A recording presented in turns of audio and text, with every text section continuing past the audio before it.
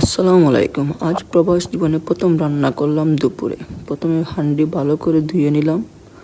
তারপর আমি চাল নিলাম। চাল নেওয়ার পর আমি ভালো করে ধুয়ে নিলাম। ভালো করে ধোয়ার পর আমি এই কারেন্টের চুলা আছে, এই কারেন্টের হাঁড়িতে আমি বসিয়ে দিলাম। চুইচটা দিলাম।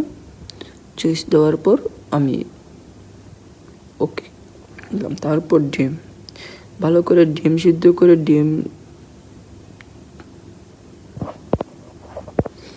ডিম সিদ্ধ করে তারপর মশলা নিলাম। মশলা নেওয়ার পর আমি ভালো করে আলু ডিম একসাথে ব্রাউন করে রাখলাম। তারপরে পেঁয়াজ, তারপরে আমি চুলায় বসিয়ে ডিমগুলা হয়ে গেল।